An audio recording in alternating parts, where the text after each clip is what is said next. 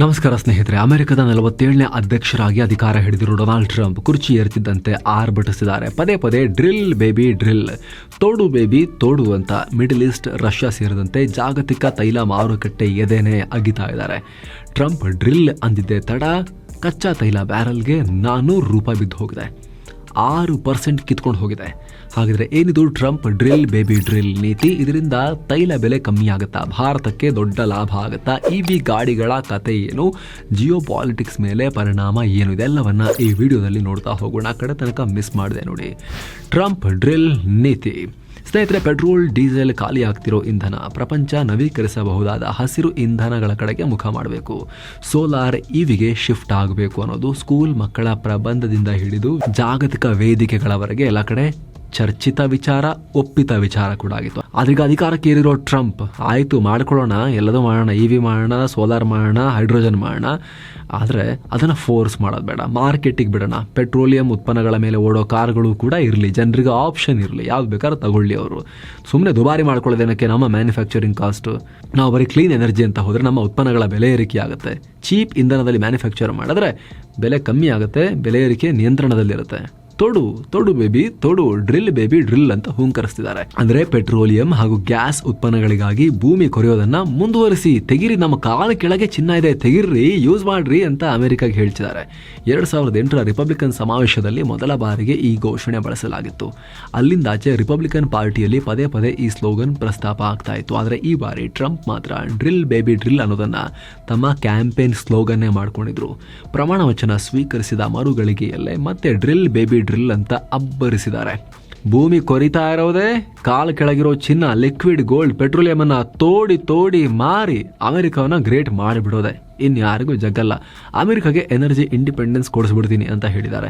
ಅಲ್ಲದೆ ತೈಲ ಉತ್ಪಾದನೆ ಹೆಚ್ಚಿಸೋದಕ್ಕೆ ರಾಷ್ಟ್ರೀಯ ಇಂಧನ ತುರ್ತು ಪರಿಸ್ಥಿತಿಯನ್ನ ಘೋಷಿಸಿದ್ದಾರೆ.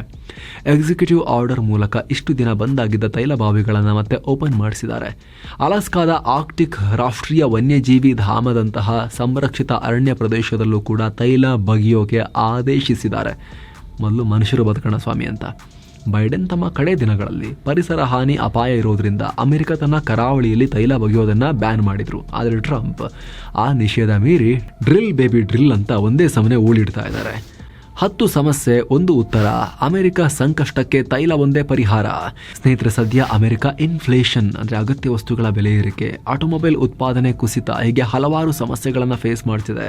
ಆದರೆ ಟ್ರಂಪ್ ಟೆಕ್ಸ್ಟ್ ಬುಕ್ ನಲ್ಲಿ ಇದಕ್ಕೆಲ್ಲ ಒಂದೇ ರಾಮಬಾಣ, ತೈಲ. ಸದ್ಯ ಅಮೆರಿಕನೇ ಅತಿ ದೊಡ್ಡ ತೈಲ ಉತ್ಪಾದಕ ರಾಷ್ಟ್ರ. ದಿನಕ್ಕೆ 12-13 ಮಿಲಿಯನ್ ಬ್ಯಾರಲ್ ತೈಲ ಪ್ರೊಡ್ಯೂಸ್ ಮಾಡ್ತಾರೆ. ಆದರೆ ಅಮೆರಿಕ ಅಷ್ಟೇ ದೊಡ್ಡ ತೈಲ ಬಾಕ ರಾಷ್ಟ್ರ ಕೂಡ ಹೌದು. ದಿನಕ್ಕೆ 20 ಮಿಲಿಯನ್ ಬ್ಯಾರಲ್ ತೈಲ ಬೇಕು ಅವರಿಗೆ. ಹೀಗಾಗಿ ಬೇರೆ ರಾಷ್ಟ್ರಗಳಿಂದ ಆಮದು ಮಾಡ್ಕೊಳ್ಳೇಬೇಕು. ಹೀಗಾಗಿ ತೈಲ ಬೆಲೆ ಏರಿಕೆ ಆದಾಗ್ಲೆಲ್ಲ ದೊಡ್ಡಣ್ಣನ ಹಿಂಭಾಗ ಸುಡ್ತಾ ಇತ್ತು.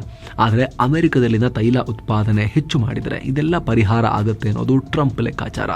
ತೈಲದ ಸಪ್ಲೈ ಜಾಸ್ತಿ ಆದರೆ ಪೆಟ್ರೋಲ್ ಡೀಸೆಲ್ ಬೆಲೆ ಇಳಿಯುತ್ತೆ, ಸರ್ಕಾರದ ಇಂಧನ ಖರ್ಚು ಕಮ್ಮಿ ಆಗುತ್ತೆ, ಮಿಡಲ್ ಈಸ್ಟ್ ರಾಷ್ಟ್ರಗಳ ಮೇಲೆ ಡಿಪೆಂಡ್ ಆಗೋದು ತಪ್ಪುತ್ತೆ, ಇನ್ಫ್ಲೇಷನ್ ಕಮ್ಮಿಯಾಗಿ ಅಗತ್ಯ ವಸ್ತುಗಳ ಬೆಲೆ ಕಮ್ಮಿಯಾಗಿ ಜನರ ಹೊರೆ ಕೂಡ ಕಮ್ಮಿ ಆಗುತ್ತೆ, ಎನರ್ಜಿ ಸೆಕ್ಟರ್ಗೆ ಬೂಸ್ಟ್ ಸಿಗೋದ್ರಿಂದ ಡ್ರಿಲ್ಲಿಂಗ್, ರಿಫೈನಿಂಗ್, ಟ್ರಾನ್ಸ್ಪೋರ್ಟೇಷನ್ ಕ್ಷೇತ್ರಗಳಲ್ಲಿ ಉದ್ಯೋಗ ಸೃಷ್ಟಿಯಾಗುತ್ತೆ.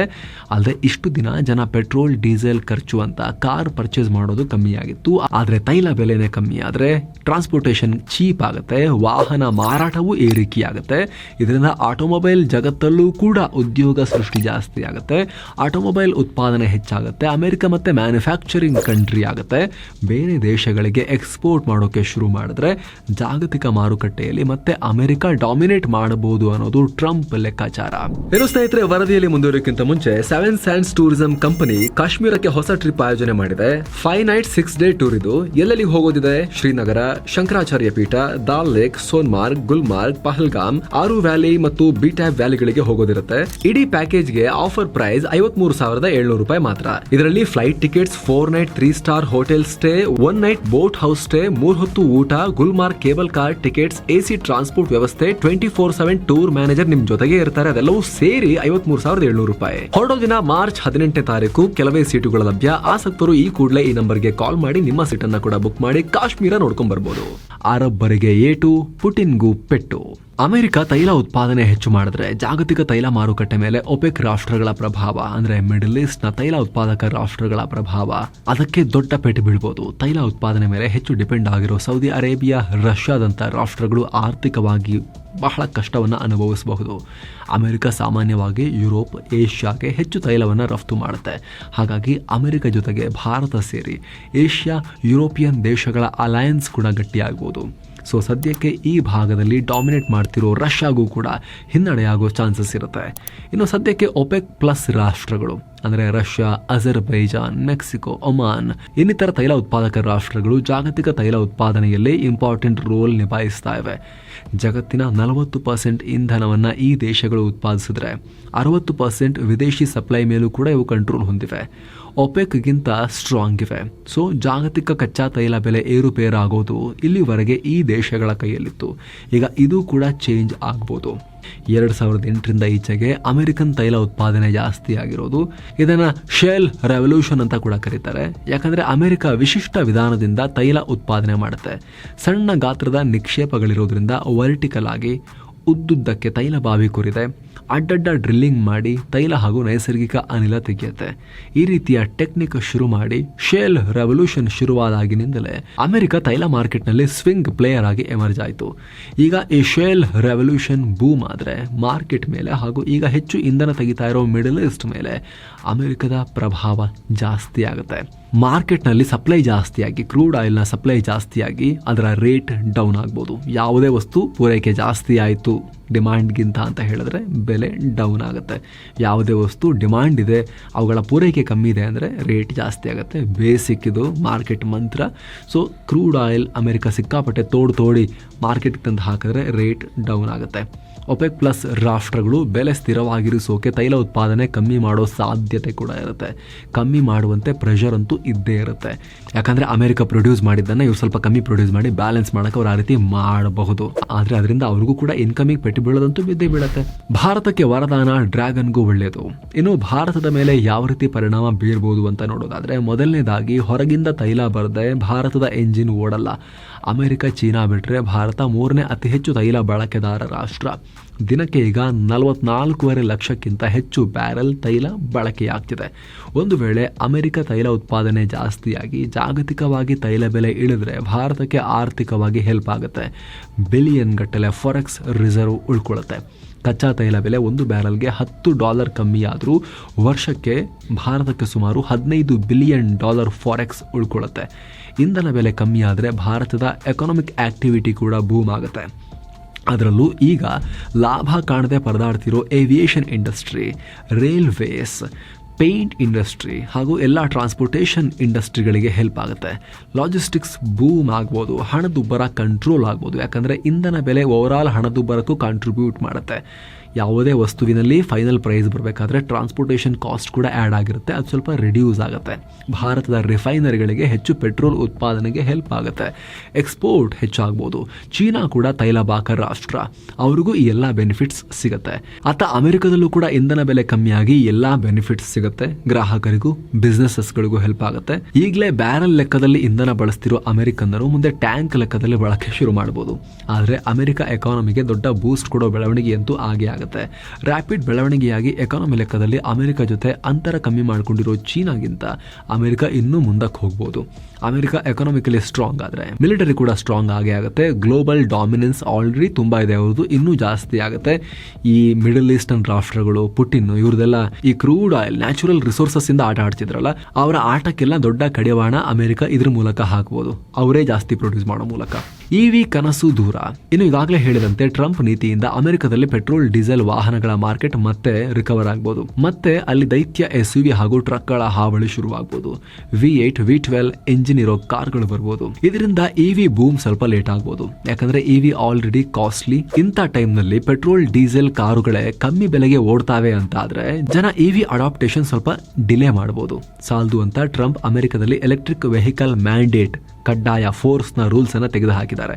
ಅಂದರೆ 2030 ಒಳಗೆ ಅಮೆರಿಕದಲ್ಲಿ 50% EV ಇರಬೇಕು, 5 ಲಕ್ಷ ಚಾರ್ಜಿಂಗ್ ಸ್ಟೇಷನ್ ಸ್ಥಾಪನೆ ಆಗಬೇಕು ಅಂತ ಮ್ಯಾಂಡೇಟ್ ಮಾಡಿಬಿಟ್ಟಿದ್ರು. ಒಂಥರ ಫೋರ್ಸ್ ಮಾಡೋ ಥರ ಅಮೆರಿಕನ್ಸ್ ಮೇಲೆ ಅದನ್ನು ಕಿತ್ತು ಬಿಸಾಕಿದ್ದಾರೆ. ಜನರಿಗೆ ಫ್ರೀಡಮ್ ಕೊಡ್ತೀವಿ, ಅವ್ರು ಯಾವ ಥರದ ವೆಹಿಕಲ್ ಬೇಕಾದರೂ ಚೂಸ್ ಮಾಡ್ಬೋದು ಅಂತ ಹೇಳಿದ್ದಾರೆ.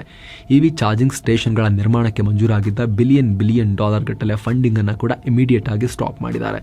ಈಗ ಆಲ್ರೆಡಿ ಫೋರ್ಡ್ ಹಾಗೂ ಜನರಲ್ ಮೋಟಾರ್ಸ್ ಕಂಪನಿಗಳು ತಮ್ಮ EV ಪ್ಲಾನ್ಸ್ ಅನ್ನ ಹೋಲ್ಡ್ ಮಾಡ್ತಿವೆ, ಕೆಲವರು ಕೈ ಬಿಡ್ತಿದ್ದಾರೆ. ಹೀಗಾಗಿ EV ಅಡಾಪ್ಟೇಷನ್ ಅಂದುಕೊಂಡಷ್ಟು ವೇಗವಾಗಿ ಆಗದೇ ಇರಬಹುದು. ಭಾರತದಲ್ಲೂ ಕೂಡ ಅಷ್ಟೇ EV ಅಡಾಪ್ಟೇಷನ್ ಇದರ ಪರಿಣಾಮ ಸ್ಲೋ ಆಗೋ ಸಾಧ್ಯತೆ ಇರುತ್ತೆ. ಪೆಟ್ರೋಲ್ ಡೀಸೆಲ್ ರೇಟೇ ಕಮ್ಮಿಯಾಗಿ ಪೆಟ್ರೋಲ್ ಡೀಸೆಲ್ ವಾಹನಗಳನ್ನು ಮೇಂಟೈನ್ ಮಾಡೋದು, ಓಡಿಸೋದು ಸ್ವಲ್ಪ ಚೀಪ್ ಆಗುತ್ತೆ ಅಂತಂದ್ರೆ ಇದಕ್ಕೆ ಭಾರತದ ಆಟೋಮೊಬೈಲ್ ಕಂಪನಿಗಳು ಹೊಸದಾಗಿ ಸ್ಟ್ರಾಟಜಿ ರೂಪಿಸಬೇಕಾಗಿ ಬರಬಹುದು. ಇದೆಲ್ಲ ತಾತ್ಕಾಲಿಕ. ಎಷ್ಟು ಕಮ್ಮಿ ಆಗುತ್ತೆ? ತುಂಬಾ ಕಮ್ಮಿ ಆಗುತ್ತಾ? 5%, 10%, 15% ಇಷ್ಟು ಕಮ್ಮಿ ಆದರೂ ಕೂಡ ಬಹಳ ದೊಡ್ಡ ವ್ಯತ್ಯಾಸವನ್ನ, ಸಣ್ಣ ಜರ್ಕ್ ಆದರೂ ಕೂಡ ಬಹಳ ದೊಡ್ಡ ವ್ಯತ್ಯಾಸವನ್ನ EV ಅಡಾಪ್ಟೇಷನ್ ಮೇಲೆ ಮಾಡಲಿಕ್ಕಿಲ್ಲ. ಆದರೆ ವಿಪರೀತವಾಗೇನಾದರೂ 20-25% ಫ್ಯೂಯಲ್ ಕಾಸ್ಟ್ನಲ್ಲೇ ಉಳಿಯುತ್ತೆ ಅಂತ ಆದರೆ, ಅಷ್ಟೆಲ್ಲ ಚೀಪ್ ಆಗುತ್ತೆ ಅಂತ ಆದರೆ ಡೆಫಿನೆಟ್ಲಿ EV ಅಡಾಪ್ಟೇಷನ್ ಸ್ವಲ್ಪ ಡಿಲೇ ಆಗ್ಬೋದು. ಹೇಳಿದಷ್ಟು ಸುಲಭನ ಡ್ರಿಲ್ ಬೇಬಿ ಡ್ರಿಲ್? ಸ್ನೇಹಿತರೆ, ಟ್ರಂಪ್ ಕನಸು ಎಷ್ಟು ಚಂದ ಅನಿಸುತ್ತೋ ಅಷ್ಟೇ ಡಿಫಿಕಲ್ಟ್ ಕೂಡ ಇದೆ. ತೈಲ ತೆಗೆಯೋದ್ರಲ್ಲಿ ಕೇವಲ ಡ್ರಿಲ್ ಮಾಡಿದ್ರೆ ಆಗಲ್ಲ. ಪೈಪ್ ಲೈನ್ ಇರಬೇಕು, ಸ್ಟೋರೇಜ್ ಫೆಸಿಲಿಟಿ ಇರಬೇಕು, ಎಕ್ಸ್ಪೋರ್ಟ್ ಟರ್ಮಿನಲ್ ಫೆಸಿಲಿಟೀಸ್ ಬೇಕು. ಸದ್ಯ ಅಮೆರಿಕದಲ್ಲಿ 40 ಲಕ್ಷ ಕಿಲೋಮೀಟರ್ ಪೈಪ್ ಲೈನ್ ಹಾಗೂ 100 ಎಕ್ಸ್ಪೋರ್ಟ್ ಟರ್ಮಿನಲ್ಸ್ ಇವೆ. ಆದರೆ ಅವೆಲ್ಲ ಈಗ ಆಲ್ಮೋಸ್ಟ್ ಕಂಪ್ಲೀಟ್ ಕೆಪಾಸಿಟಿಯಲ್ಲಿ ಆಲ್ರೆಡಿ ಆಪರೇಟ್ ಮಾಡ್ತಿವೆ. ಎಷ್ಟು ಬೇಕೋ ಅಷ್ಟು ಇನ್ಫ್ರಾ ರೆಡಿ ಮಾಡ್ಕೊಂಡಿದ್ದಾರೆ. ಸಡನ್ ಆಗಿ ಇನ್ಫ್ರಾವನ್ನು ಮತ್ತೆ ಹೊಸದಾಗಿ ಜಾಸ್ತಿ ಮಾಡಬೇಕು ಅಂದರೆ ಟೈಮ್ ಹಿಡಿಯುತ್ತೆ.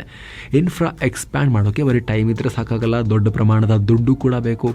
ಟ್ರಂಪ್ ಸರ್ಕಾರ DOG, department of government efficiency ಮೂಲಕ ಮಸ್ಕ್ ಮಹಾಶಯರ ನೇತೃತ್ವದಲ್ಲಿ ಉಳಿಸಿರೋ ಹಣನೆಲ್ಲ ತಂದು ಇಲ್ಲಿ ಹಾಕಬೇಕಾಗತ್ತೆ. ಆದರೆ ಟ್ರಂಪ್ ಆಡಳಿತ ಮುಗಿದ ಮೇಲೆ ಮತ್ತೆ EV ಯುಗ ಶುರುವಾಗುತ್ತೆ.